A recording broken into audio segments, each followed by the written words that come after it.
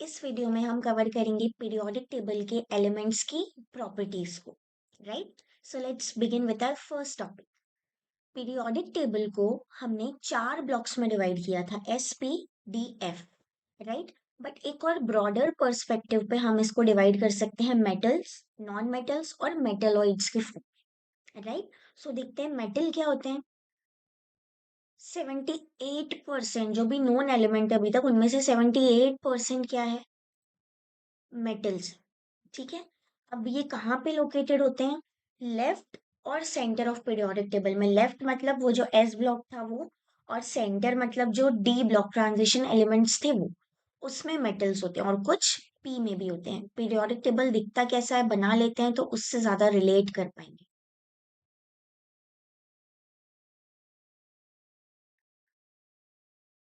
ठीक है, ये पीरियोडिक टेबल है। इसमें जो लेफ्ट वाला पोर्शन है और सेंटर वाला है, इसमें मोस्टली मेटल्स मिलते हैं। ठीक है, अब मेटल की प्रॉपर्टीज क्या होती हैं? यूजुअली मेटल्स कैसे होते हैं? हार्ड होते हैं, सॉलिड होते हैं। बस एक एक्सेप्शन है, मर्क्यूरी। मर्क्यूरी कैसा होता है? ये लिक्विड स्टेट में होता है, थर्मोमीटर के अंदर जो फिल करते हैं वो। राइट, और इन मेटल्स का मेल्टिंग और बॉइलिंग पॉइंट बहुत हाई होता है। हाई क्यों होता है? क्योंकि मेटल्स है वो क्लोजली इंटैक्ट है ना, तो उन्हें मेल्ट या बॉईल करने में बहुत ज्यादा एनर्जी लगानी पड़ती है, इसीलिए। मेटल्स हीट और इलेक्ट्रिसिटी के बहुत अच्छे कंडक्टर होते हैं, जैसा हमने पहले देखा था कि तुमने आयरन बार या किसी भी मेटल को बाहर धूप में रख दिया, थोड़ी देर बाद देखोगे तो वो कितनी गर्म हो जाएगी। राइट, और इलेक्ट्रिकल अप्लायंसेस मेटल के वायर्स से बनते हैं। ठीक है, तो ये अच्छे कंडक्टर होते हैं। मैलिएबल और डक्टाइल होते हैं। मैलिएबल मतलब थिन शीट्स में बना सकते हो तुम, जैसे एल्यूमिनियम फॉइल। राइट, और डक्टाइल होते हैं छोटे पतले पतले वायर्स में, जैसे कॉपर एल्यूमिनियम के वायर होते हैं, तो वैसे वायर्स में बना सकते हैं हम इन्हें। अब ये जो मेटालिक कैरेक्टर है, ये जैसे जैसे तुम डाउन द ग्रुप जाओगे, मतलब ये पीरियोडिक टेबल है, इसमें तुम नीचे अगर आओगे, अप टू डाउन, तो क्या होगा? ये जो मेटालिक कैरेक्टर है वो डिक्रीज हो जाएगा, सॉरी इंक्रीज हो जाएगा। राइट, तुम नीचे आए तो मेटालिक कैरेक्टर क्या हो गया? इंक्रीज हो गया। और अब तुम लेफ्ट टू राइट जाओगे तब डिक्रीज होगा। लेफ्ट टू राइट गए पीरियोडिक टेबल में तो मेटालिक कैरेक्टर क्या हुआ? डिक्रीज हो गया। ठीक है, नॉन मेटल बढ़ते गए, मतलब जैसा कि हमने पहले देखा, ये यहाँ फर्स्ट ब्लॉक में और जो ट्रांजिशन एलिमेंट है उसमें बहुत भरपूर अमाउंट में मेटल्स है। राइट, और जैसे जैसे पी ब्लॉक की तरफ मूव करोगे मेटेलिक कैरेक्टर कम होता जाएगा। राइट, अब नॉन मेटल देखते हैं। मेटल्स की जो प्रॉपर्टी है उसके जस्ट ऑपोजिट होता है नॉन मेटल। ठीक है, अब ये लेफ्ट में लोकेटेड थे मेटल, नॉन मेटल्स कहाँ होंगे? राइट में लोकेटेड होंगे। ठीक है, ये किस फॉर्म में एग्जिस्ट करते हैं? तीनों, सॉलिड, लिक्विड और गैस, तीनों फॉर्म में एग्जिस्ट करते हैं। ठीक है, यूजुअली गैसियस फॉर्म में रहते हैं नॉन मेटल, जैसे ऑक्सीजन, हाइड्रोजन, नाइट्रोजन, ये सब नॉन मेटल्स है ना। अब ये पुअर कंडक्टर होते हैं हीट और इलेक्ट्रिसिटी के। ठीक है, मेटल का जस्ट ऑपोजिट बताया था, मेल्टिंग बॉइलिंग पॉइंट उनका हाई था, इनका लो है नॉन मेटल्स का। एक्सेप्शन है कार्बन और बोरॉन, इनका मेल्टिंग बॉइलिंग पॉइंट बहुत ज्यादा हाई है कंपेयर टू नॉन मेटल्स। ठीक है, ये ब्रिटल होते हैं। ब्रिटल मतलब जैसे ही तुम इसको क्या करोगे, तोड़ने की कोशिश या फिर थिन शीट या वायर में कन्वर्ट करने की कोशिश, तो ये क्या हो जाएंगे? कि टूट जाएंगे, कन्वर्ट नहीं होंगे। राइट, और क्या है? Non metallic character increases across a period. Across मतलब जब तुम ऐसे मूव करते हो लेफ्ट टू राइट, तो क्या होगा? नॉन मेटालिक कैरेक्टर इंक्रीज होगा। अब दिख रहा है ना भाई कि पीरियोडिक टेबल में इधर पे मेटल है तो इधर पे नॉन मेटल बढ़ रहे हैं, तो जैसे जैसे तुम इस तरफ मूव करोगे लेफ्ट टू राइट, तो क्या होगा? नॉन मेटालिक कैरेक्टर इंक्रीज होगा। लेकिन अगर तुम अप टू डाउन जाओगे तो क्या होगा? डिक्रीज होता जाएगा, कम होता जाएगा नॉन मेटालिक कैरेक्टर। ठीक है, मेटलॉइड्स। मेटलॉइड्स क्या होते हैं? पीरियोडिक टेबल में एक जिगजैग लाइन दिखती है बीच में। लाइन मतलब कलरफुल जो हम दिखाते हैं ना पीरियोडिक टेबल को, तो बीच में इनके जिगजैग पैटर्न में नॉन मेटल्स मेटलॉइड्स एग्जिस्ट करते हैं। ठीक है, मेटल नॉन मेटल दोनों के बीच की प्रॉपर्टी शो करते हैं, इसलिए ये फुली कंडक्टर नहीं होते पर सेमी कंडक्टर होते हैं। ठीक है, इलेक्ट्रिसिटी का। और ये सेमी कंडक्टर्स ना इलेक्ट्रॉनिक अप्लायंसेस बनाने में बहुत काम आते हैं, जो हम आगे पढ़ेंगे। ठीक है, दूसरे चैप्टर्स में। राइट, अब हम देखते हैं इंपॉर्टेंट चीज, पीरियोडिक ट्रेंड्स। ये तो गलती से भी नहीं भूलना है, बहुत बहुत भयंकर इंपॉर्टेंट है ये।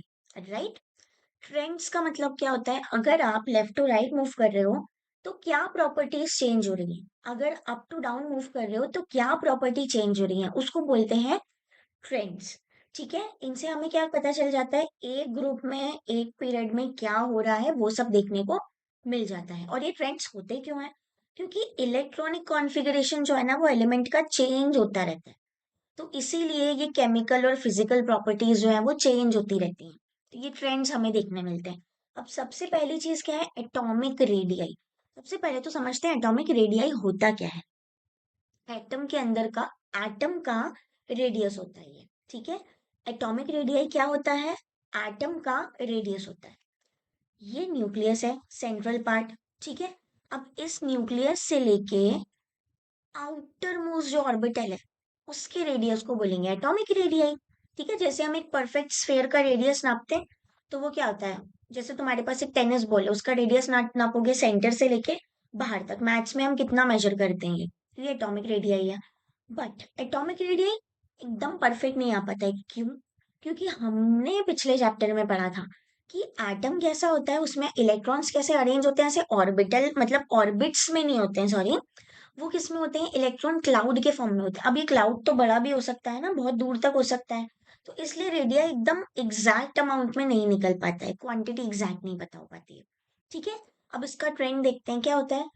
अक्रॉस द पीरियड, जैसे ही हम left to right periodic table में मूव करेंगे तो क्या होगा, लेफ्ट टू राइट क्या हो रहा है, इफेक्टिव न्यूक्लियर चार्ज बढ़ता जा रहा है, मतलब इलेक्ट्रॉन्स नंबर तो बढ़ ही रहा है ना, एटॉमिक नंबर बढ़ते जा रहा है, पर जो न्यूक्लियर चार्ज है, न्यूक्लियस में प्रोटॉन का नंबर भी तो बढ़ रहा है ना, तो वो क्या होगा, इलेक्ट्रॉन्स को अच्छे से अपनी तरफ खींच पाएगा, अट्रैक्ट कर पाएगा। तो ये बाहर के जो, इसलिए तो रेडियस क्या है, यहाँ से यहाँ जा रहा है तो डिक्रीज हो रहा है, क्योंकि अच्छे से होल्ड कर पा रहा है, और एटम का साइज क्या होता जा रहा है, धीरे धीरे धीरे छोटा होता जा रहा है।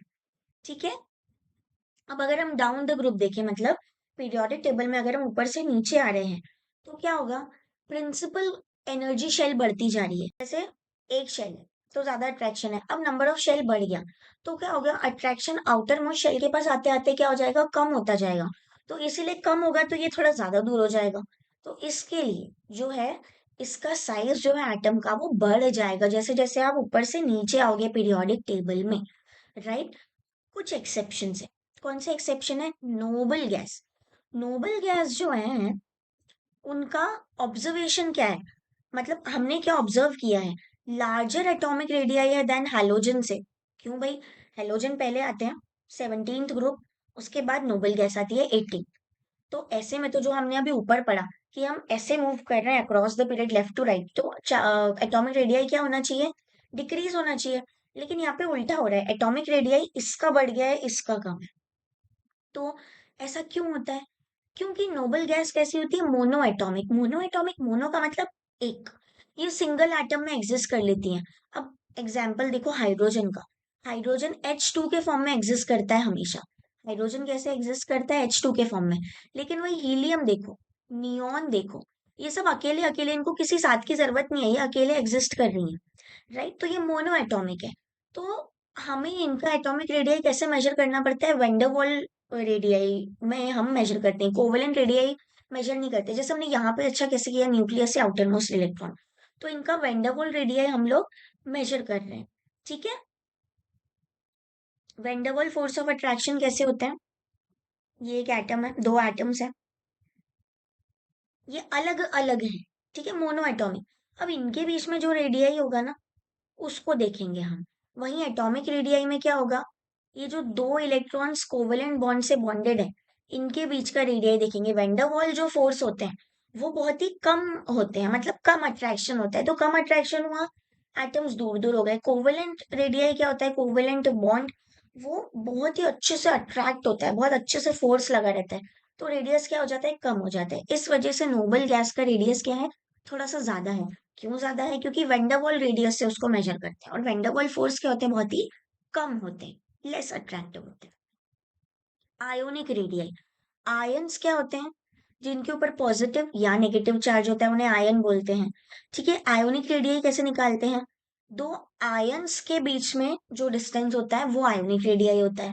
अब दो तरह के आयन है, जैसा मैंने बताया था, एक पॉजिटिव एक नेगेटिव। कैटायन मतलब जो पॉजिटिव है, एनायन मतलब जो नेगेटिव है।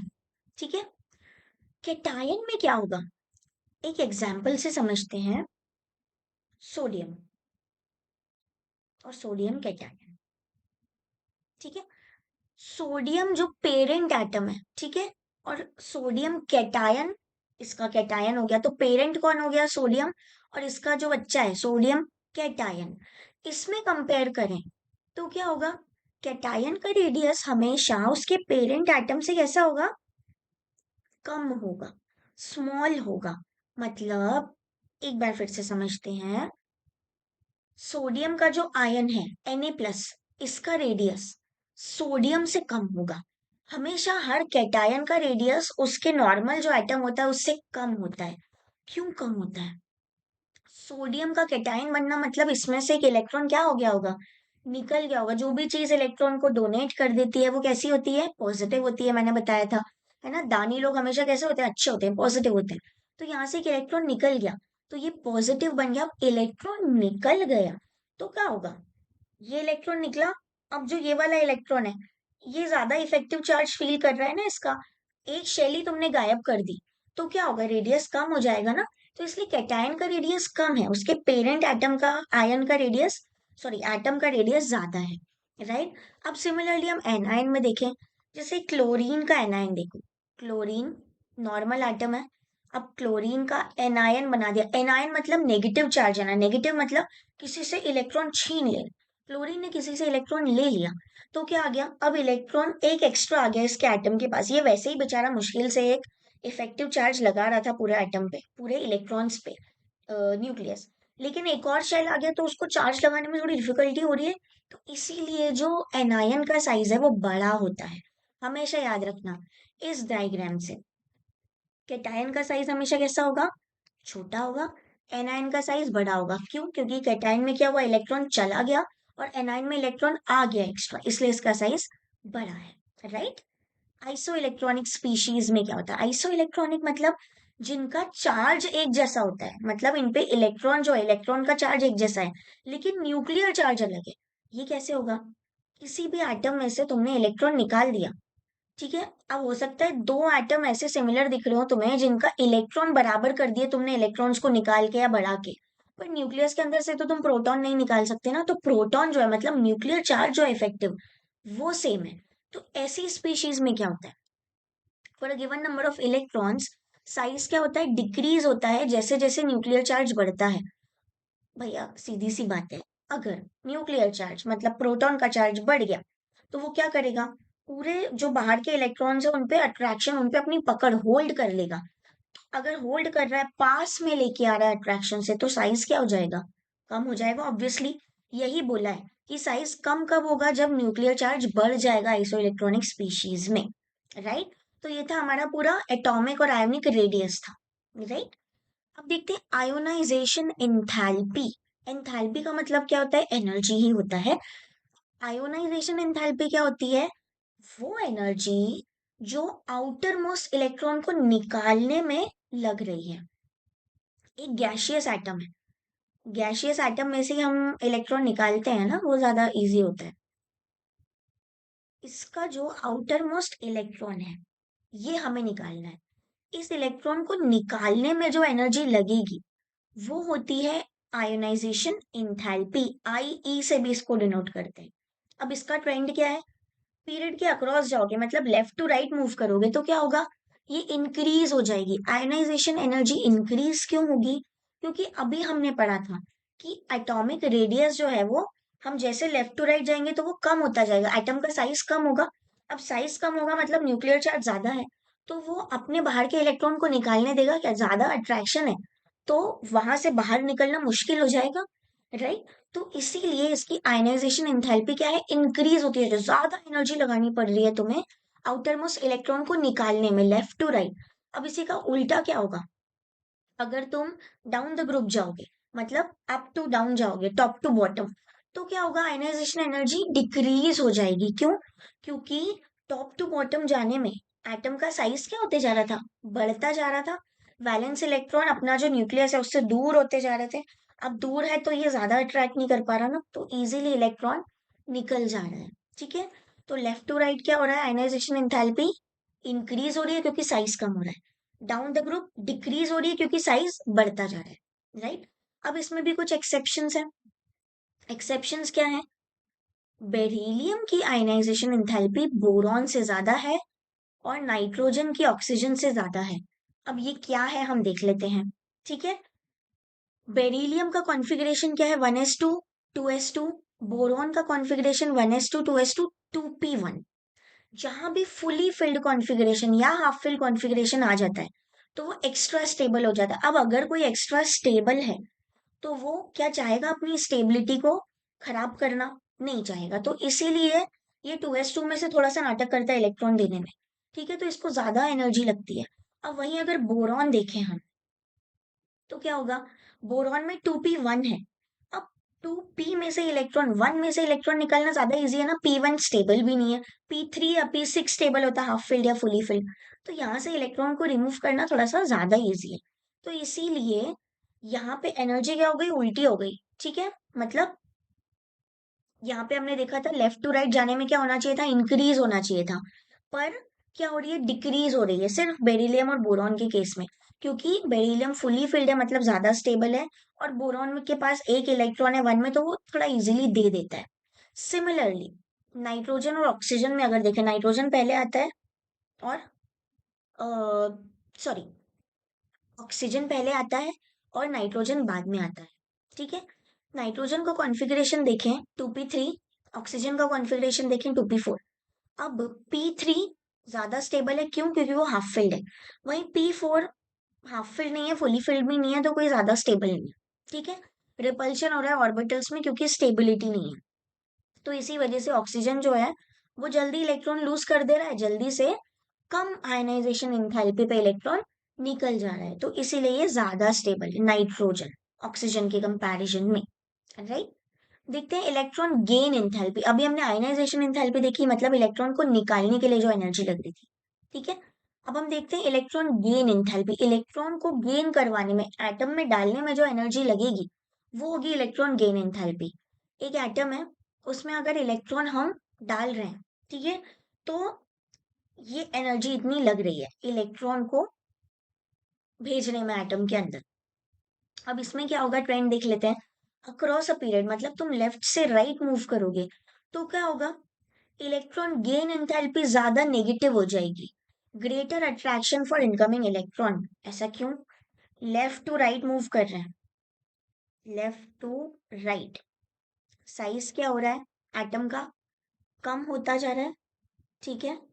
तो अगर एटम का साइज कम हो रहा है तो ये जो न्यूक्लियस है, ये न्यूक्लियस है ना, अब इसके पास अगर साइज कम है, एक और इलेक्ट्रॉन बाहर से इसने देखा, तो न्यूक्लियस के पास पावर है कि उस इलेक्ट्रॉन को अट्रैक्ट कर लेगी, ठीक है।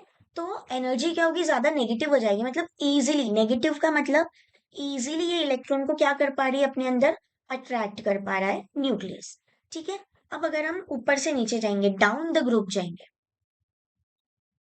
ऊपर से हम नीचे जा रहे हैं डाउन द ग्रुप, तो क्या होगा?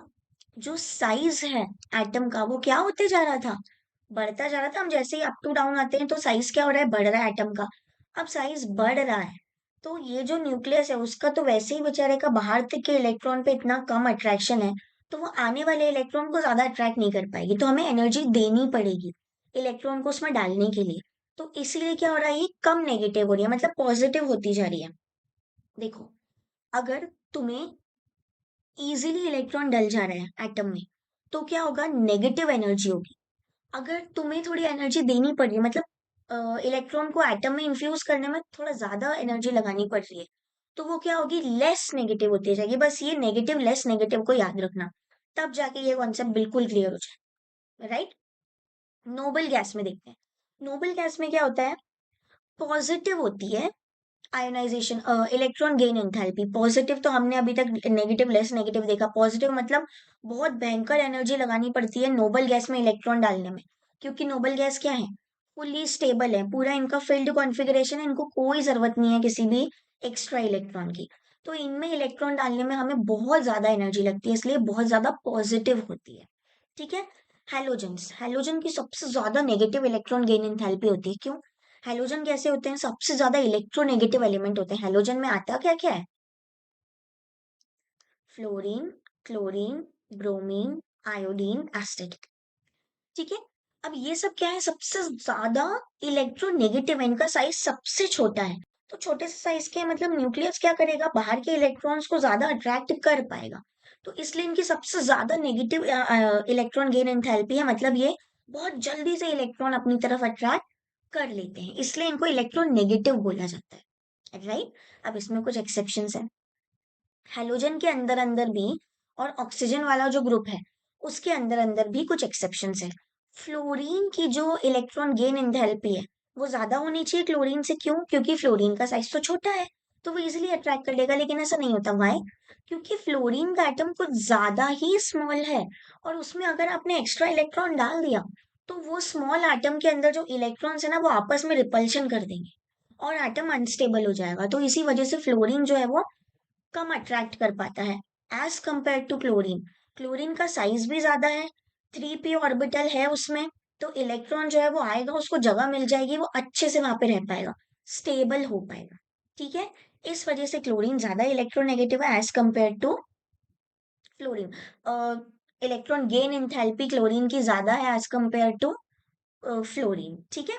अब देखते हैं ऑक्सीजन और सल्फर में। ऑक्सीजन का साइज बहुत छोटा है, अगर इलेक्ट्रॉन और डाल दिया तो ज्यादा रिपल्शन हो जाएगा। लेकिन सल्फर क्या है, वो एक और इलेक्ट्रॉन को अच्छे से अपने एटम में अकोमोडेट कर सकता है, तो इसीलिए उसकी इलेक्ट्रॉन गेन एंथैल्पी क्या है, ऑक्सीजन से ज्यादा है। ठीक है। अब देखते हैं इलेक्ट्रोनेगेटिविटी। इलेक्ट्रोनेगेटिविटी इलेक्ट्रोनेगेटिविटी क्या होती है? किसी भी एटम की इलेक्ट्रॉन को अट्रैक्ट करने की टेंडेंसी होती है इलेक्ट्रोनेगेटिविटी। ठीक है। पीरियड के अक्रॉस अगर हम देखें लेफ्ट टू राइट तो क्या होगा, इलेक्ट्रोनेगेटिविटी बढ़ेगी। क्यों? क्योंकि साइज छोटा होता जाएगा। हमने देखा ना पीछे अभी ये फ्लोरीन और क्लोरीन, ऑक्सीजन, सल्फर के केस में, अगर साइज छोटा होता जा रहा है लेफ्ट टू राइट, साइज छोटा है मतलब इलेक्ट्रॉन्स को इजीली अट्रैक्ट कर पाएगा वो, तो इलेक्ट्रोनेगेटिविटी भी क्या हो जाएगी, हम जैसे इधर मूव करेंगे लेफ्ट टू राइट तो वो बढ़ जाएगी। क्योंकि सबसे पहली चीज साइज छोटा होगा, दूसरी चीज इफेक्टिव न्यूक्लियर चार्ज बहुत ज्यादा होगा। ठीक है। तो वो इलेक्ट्रॉन्स को अच्छे से अपनी तरफ अट्रैक्ट कर पाएगा। पूरे एलिमेंट्स में फ्लोरीन सबसे ज्यादा इलेक्ट्रोनेगेटिव एलिमेंट है। ठीक है। अब अगर हम डाउन द ग्रुप जाएं टॉप टू बॉटम, तो क्या होगा, इलेक्ट्रोनेगेटिविटी डिक्रीज होती जाएगी। क्यों?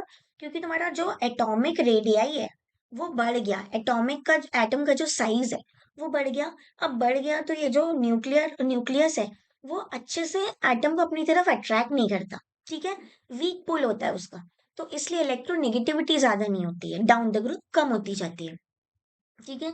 अब इसका सिग्निफिकेंस क्या है, ये बॉन्ड पोलैरिटी को इन्फ्लुएंस करती है और कंपाउंड के केमिकल नेचर को बताती है इलेक्ट्रोनेगेटिविटी। तुम्हें पता चल जाएगा बॉन्ड कितना पोलर है। अब जैसे कि HCl का एग्जांपल लेते हैं। हाइड्रोजन बहुत इलेक्ट्रोपॉजिटिव है, क्लोरीन बहुत इलेक्ट्रोनेगेटिव है, तो इनका क्या होगा, पोलर बॉन्ड होगा। ये पार्शियल नेगेटिव शो करेगा और ये पार्शियल पॉजिटिव, मतलब इलेक्ट्रॉन्स क्लोरीन की तरफ ज्यादा खिंचे हुए होंगे। ठीक है।